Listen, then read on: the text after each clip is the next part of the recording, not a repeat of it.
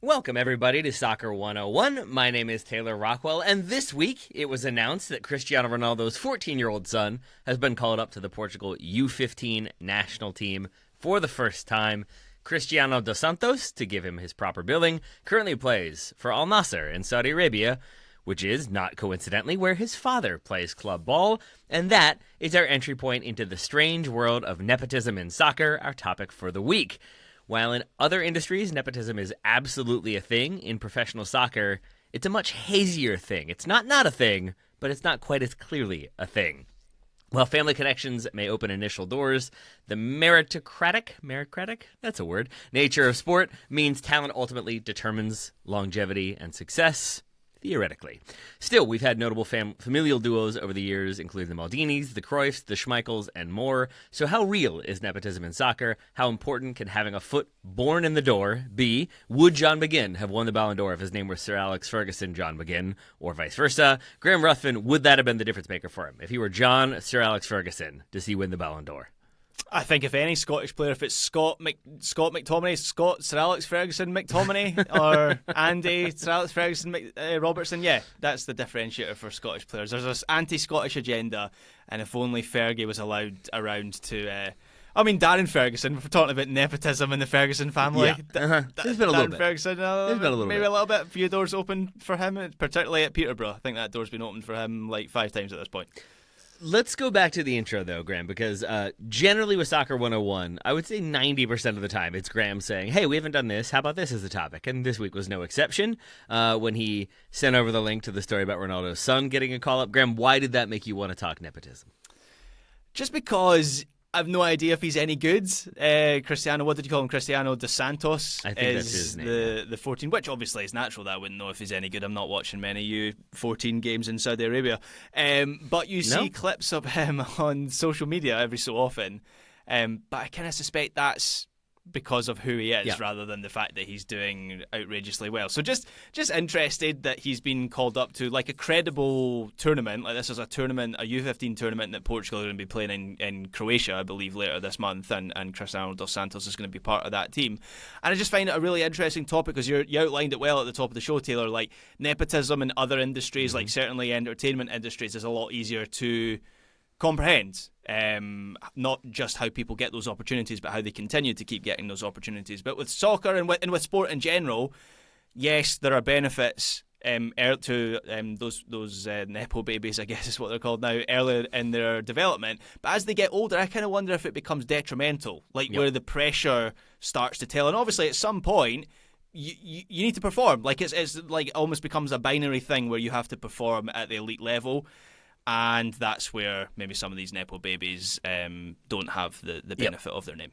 And I think that is totally true. I think it can definitely be advantageous for getting the foot in the door, for starting playing the game at a younger age and playing at a higher level at a younger age. At that, you probably have more access to agents and representatives and the like, and even just clubs. Like if you're walking around on the pitch after your father's team has just won the Champions League or won a Champions League game or whatever it might be, you're just immediately exposed to things that maybe kids who are not having that leg up are going to be exposed to. But at the same time, when we talk about some of the most famous, and it's generally father-son duos, we can talk about why there are fewer mother-daughter or father-daughter duos. It isn't as extensive as a list, or at least it's not as notable as a list. In my mind, there are fewer. That dude was, a World 11, a Ballon d'Or winner, and then this player came along, his son came along, and he is also a Ballon d'Or winner. You have some players who play at a very high level, and then their kids do the same, but you don't have as many, this dude was one of the best in the game, and his son was also one of the best in the game. Yeah, I'm a big White Lotus fan, and the latest season of that show, basically everyone is an Nepo baby. So Patrick Schwarzenegger, you'll never guess who his dad is. Emily Mortimer, strangely enough. That's quite the story. Emily Mortimer's son. I even learned that Mike White's mum was the executive director of some Tony Award-winning playhouse in Pasadena, where he was given a leg up into that industry. In music, a song that I learned. One of the big hits of 2024, I'm now speaking in boomer language, was a song that I thought for a long time was by Taylor Swift. It was actually by someone called Gracie Abrams. I learned recently her dad is J.J. Abrams. Of course. Mm-hmm. So, in the creative industries, it just feels like it is rife.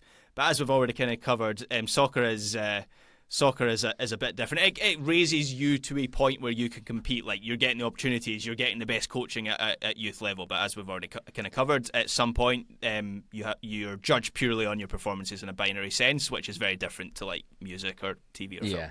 There was a musician, or it was a group, but I think the musician herself goes by the name Frankie Cosmos, and she played at the record store where I used to work in Northern Virginia, and there was this huge crowd that turned out for this, indie relative unknown. I'm sure there are some people listening who know her, but I was really surprised by how large the crowd was, and I don't think this was the only reason. But then I noticed that Kevin Kline was standing in the audience, actor Kevin Kline, and it's his daughter. So you do have that sort of, I think. Even if the person is talented, she was quite good, Frankie Cosmos, but you're going to have that access. You're going to have more money, I think, to be able to kind of go out and pursue those dreams. And I think that is where there is some crossover. If you have a professional footballer father who is getting, the professional chef, and you're getting personalized instruction and all these things, you, the son, if you're going to be around him, you might start to kind of get some of those things. You might experience some of those things. And I think of even like the clips of Sergio Ramos taking penalties at home where I think his kid is giving credit to like Neymar for the way he's taking a penalty. He's like, no, that's me. That's your dad. Your dad learned that way. Your dad perfected that style. Like, it's still him with his trainer and his 3 kids who are all very clearly enjoying that kind of time period with their dad. And so at a younger age, you're getting those opportunities and those moments. Yeah, and I think there are also a few examples of families who, there's not many of examples of this, but there's like families who become dynasties. So you mentioned like the Maldini family, who are the best example of this, where Cesare Maldini is a European Cup winning captain for AC Milan, and then as a manager also wins the European Cup with Milan. He was Italy manager, and then his son is Paolo Maldini, who is thought of as one of the best defenders in history, also won the European Cup, won the World Cup with Italy, did everything. Like, that lineage in soccer can't be beaten. There's no stronger like bloodline than that in soccer history. But then you've got Daniele Maldini, who now plays for Atalanta and is also an Italian national team member. And so you have these families. In Scotland, we have the Ferguson family. So Lewis Ferguson, who I've spoken about on the show before, who plays for Bologna. His dad is Derek Ferguson, who played for Rangers, like a Rangers legend. His uncle is Barry Ferguson, who is currently the Rangers manager, interim Rangers manager, but he got that job because he's a Rangers legend. I think in England, you would maybe say like the Redknapp family, Jamie Redknapp, Harry Redknapp, then Frank Lampard is part of that lineage as well. So like there are occasionally, like, I don't know whether Gio Reyna and Claudio Reyna and that kind of family, as well as maybe the American equivalent of that. So there are certain families where you have like these dynasties where it's like an expectation that you will be a professional soccer player. Who are the most successful ones then? You've listed a couple there, because I think the Maldinis would definitely be on the list for the longevity of their careers and what they've done within.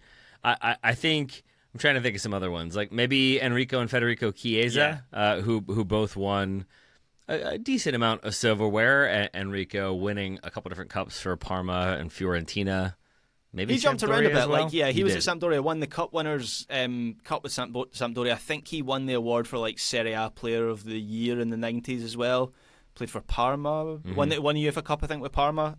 So he was a bit of a Serie A icon. And then, of course, Federico Chiesa, who hasn't quite lived up to his billing yet. I think when he breaks through, Italian football fans think that not only is he going to live up to his father's reputation, but kind of surpass it. And I guess maybe he has, in a sense. Like, he's won the Euros. He was one of the star players at Euro 2020. That's kind of been the peak of his career, but was important for Juventus. Obviously, he's now just become a Premier League winner with Liverpool, so maybe he has kind of surpassed his father's legacy. He was integral he was to key that win. to that success. But I think that's a good example of what I mean when I say that. Like, you can have successes and you can have a very good dad and a very good son, as I would say the Chiesas are examples of. At the same time, if I told most people Federico Chiesa's dad was a professional footballer, they might say, who? To begin with, because maybe Chiesa isn't that much of a household name.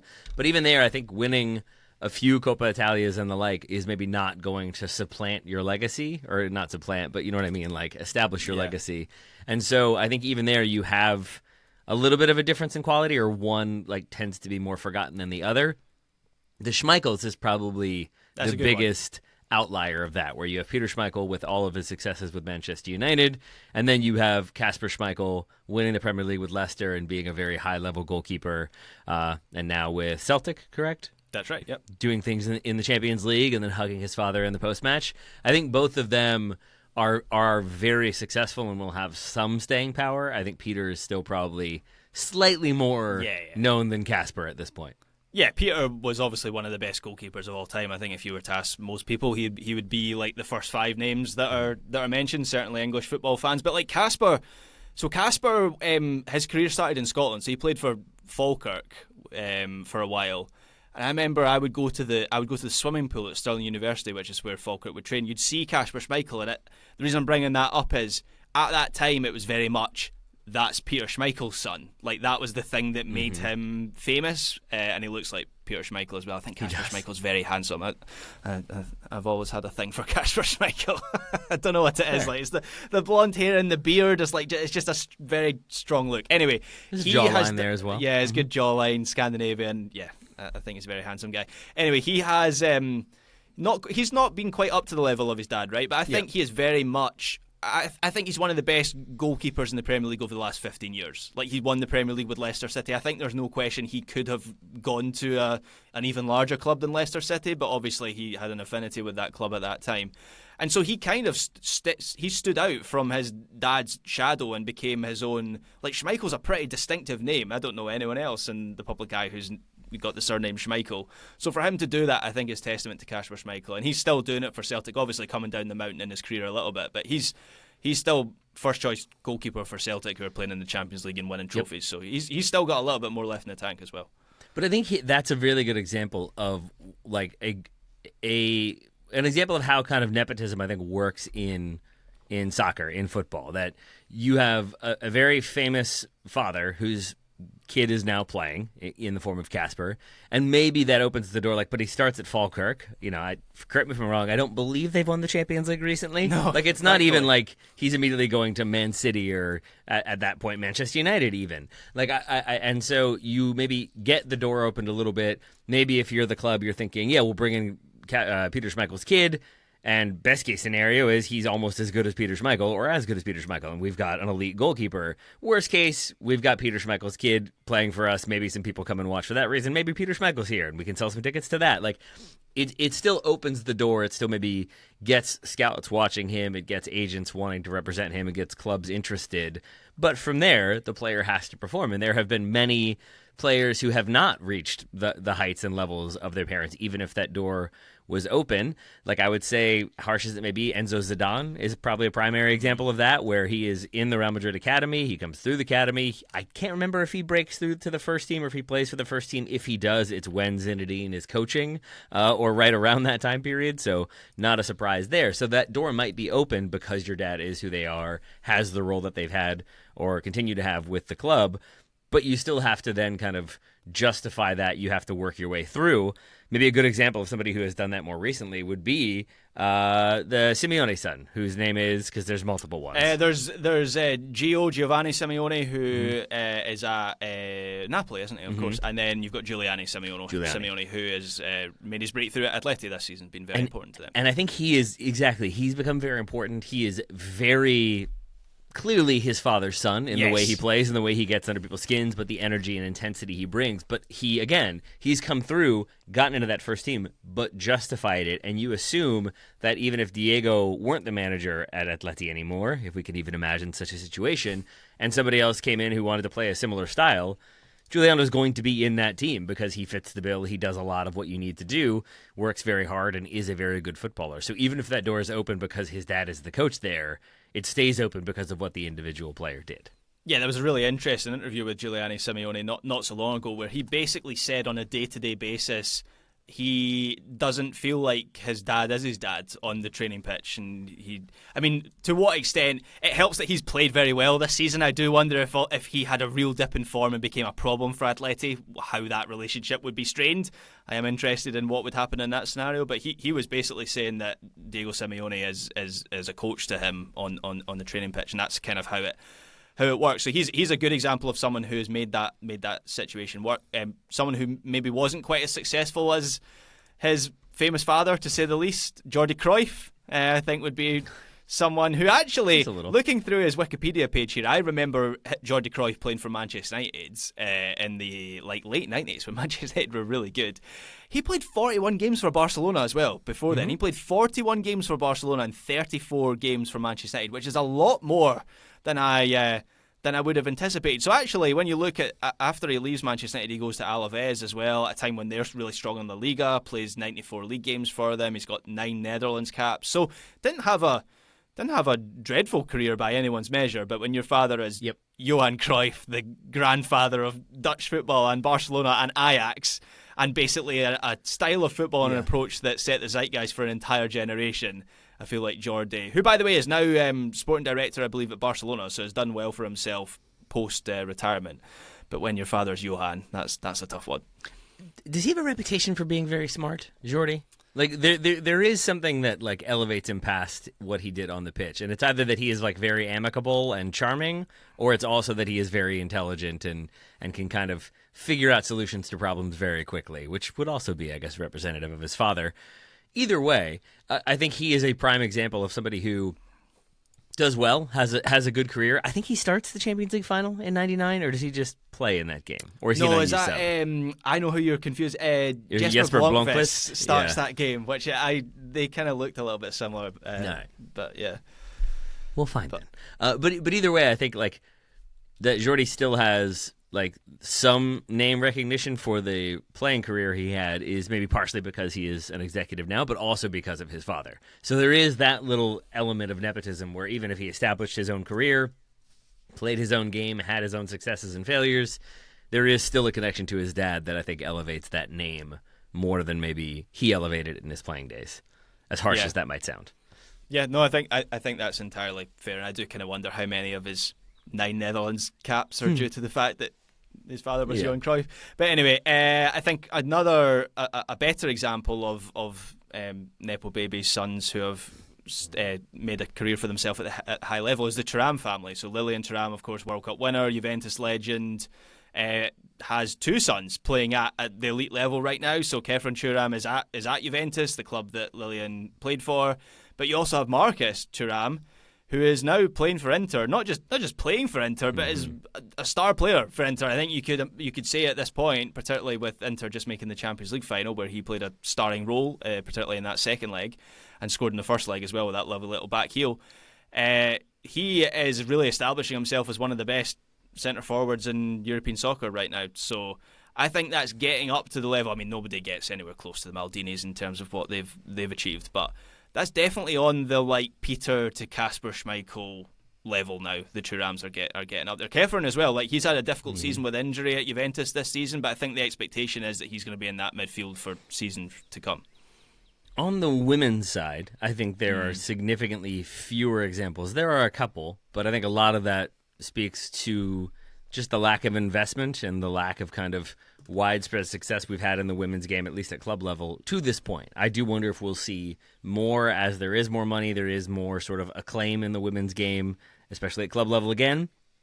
But for now, it's like I think Solskjaer's daughter is played one game for Manchester United and now is no longer there, which maybe shows her level of success. I think she's playing Norwegian domestic soccer now and doesn't even have a Norwegian cap. But yes, Karna Solskjaer played for Manchester United for a while. I really struggled with this. I mean, obviously you've got Trinity Rodman, who is daughter of Dennis Rodman, so I'm crossing different sports there. That doesn't quite apply. But and she would tell you her dad had very little to do with her professional development. Indeed. Yeah, I heard that story a number of times. But the best example that I could find was Vanessa Di Bernardo, who plays for KC Current right now, has been a stalwart of the NWSL for a long time, was at the Chicago Red Stars for like 8-9 years. Her father is Angelo Di Bernardo, who played for the US national team and played for the Aztecs and the Cosmos in the NASL era. I couldn't find if he played with Pele. I think maybe that was pre his time with the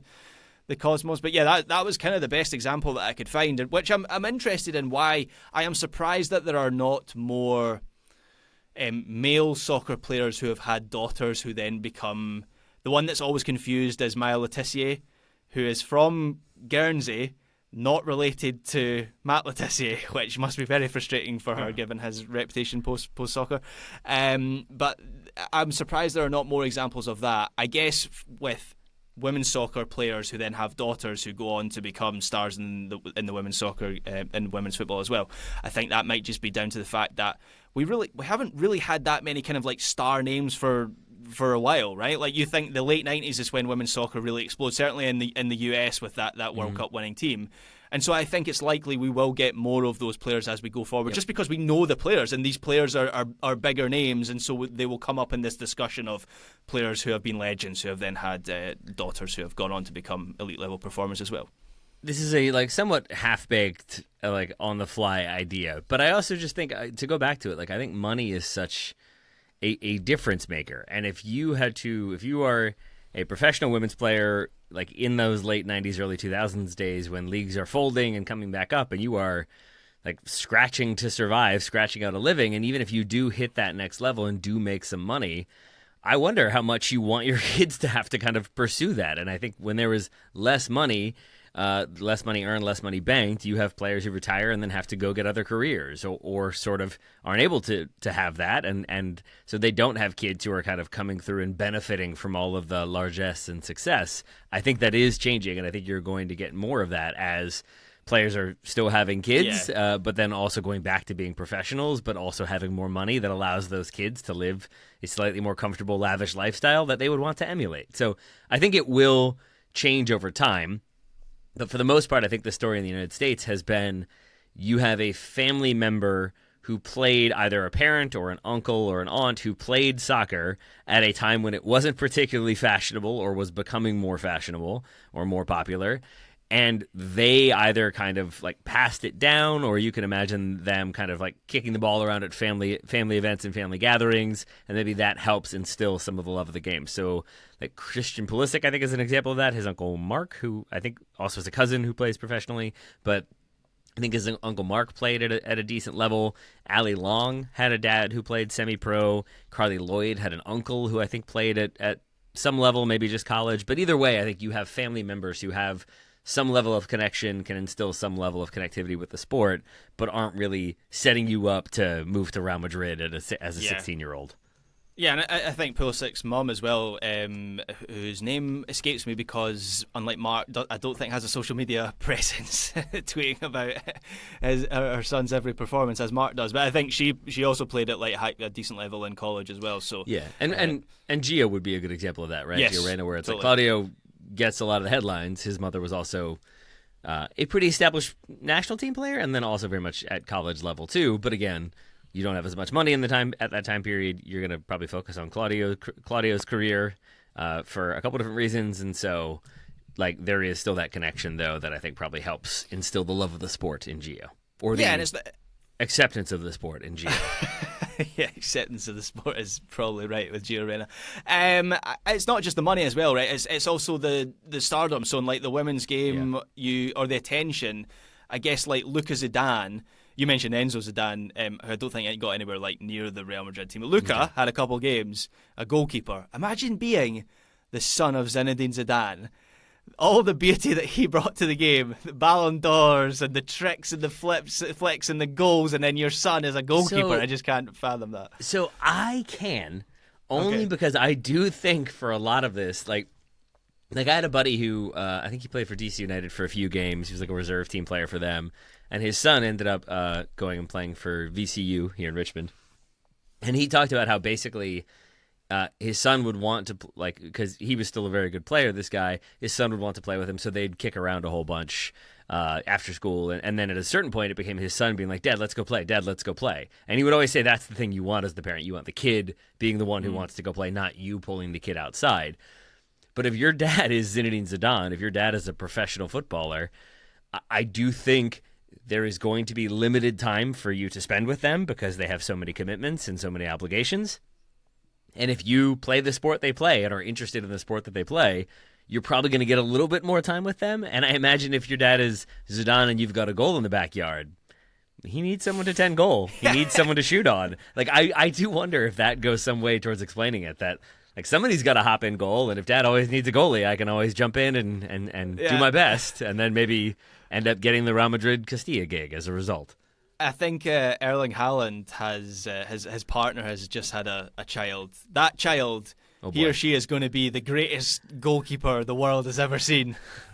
Or hate going anywhere near a goal. One or the other. It tends to be the way it goes. Haaland, by the way, Nepo baby. Didn't even have him in my notes. Alf-Ingo Haaland was his father. But so you keep calling certain players Nepo babies. I would contend that you can't really have Nepo babies in soccer, basically. Because they either fall by the wayside, the players who aren't good enough, or they make it kind of because of their own ability, or they kind of rise to the level of their ability. But I think rarely do you have somebody who just kind of keeps getting opportunities. Like, the closest I can think of is not a Nepo baby, but a Nepo brother, and it's Antonio Donnarumma, who kind of just goes wherever Gigi goes and gets to kind of like make a paycheck and sit on the bench and never actually play. He might be the prime example of somebody who benefits from a familial connection. Yeah, I think is it Matthias Pogba as well? Was in Scottish football, played for Partick Thistle. Okay, that might be one. Quite bad. Like, if you look at his Wikipedia page, it's not exactly glowing. So those are I'm just using the term Nepo baby because the other option is to say like sons or daughters of elite level former players who have, it just rolls off the tongue, doesn't it? Nepo baby. Okay, I'll take that. So I think we've gone through it then, some of the most notable, some of the least notable maybe, and then the reasons why there is maybe less guarantee of success, but I think you get doors open, you get some name recognition, you get early access to training and coaching and even just playing and being around somebody who can relay information and give you the shortcuts you might not have yourself. And I do think that like having somebody who's played at an extremely high level who can simplify instruction and just sort of help youngsters navigate, but also learn how to quickly like play the game the way it's meant to be played is the most cliche way I can put it. But the hardest thing of coaching like 10-year-olds and 11-year-olds is just teaching the things that are second nature if you've played your whole life, about how to kind of move to support, move into an open space to be there for when the pass is on, how to win a header versus how to control it with your feet, and how not to just jump when the ball's in the air. Like, there are all these things that I think when you're a kid are really, really difficult to learn, and once you do learn, really, really difficult to learn to such an extent that they become automatic. When you have a dad like Zidane who's maybe like driving a pass at you, you've probably got to learn really quickly to control, and you've got to you probably learn to read the game and learn the way he reads the game and sees the game, and you kind of pick that up more naturally. And so I think there is that natural advantage for a player at a younger age, that they're just going to be able to see the game and read the game much better. I do think that is probably an advantage for the offspring of professional footballers. And when those players graduate into senior soccer, I also think there must be a real benefit to having someone you can talk to who's been through that process. So a great example of this in Scottish football right now is there's a young, I don't even think he's 18-year-old, he's like 16 years old at the moment, called Lennon Miller. We think he is going to be the next big thing. Like, Bayern Munich have already tried to buy him. Paris Saint-Germain have already tried to buy him. It's been a while since we've had a young talent like him. His dad is, you won't know who this is, Taylor, but Lee Miller, who was like a Scottish Premiership kind of stalwart, I think has a couple of national team caps. And Lee Miller, interestingly, has become, in the last year or so, a pundit on the back of people just wanting to ask him about his son. So he's getting a lot of media work on the back of this, and that's the thing he's talked most about is he's of a level where he had a good career, but he's now a barber. So he's not got millions in the bank or anything, but he talks about even with my limited career, I'm just there for Lennon to talk to about the reaction that he got with his first national team call-up, or winning Young Player of the Year as he did the other day, dealing with the attention from that. And so I think off the field as well, there's a real value to having that sounding board for these young players. And Kenny Miller is not involved in any of those Millers? Not as far as I'm aware. No, this is not. This could be another Scottish football dynasty, but no, not that one. Alas. All right, Graham. Well, then I think we've talked plenty about Nepo babies, Nepo parents, all that good stuff. My final question for you, what are your expectations for the young Ronaldo, for the young Cristiano?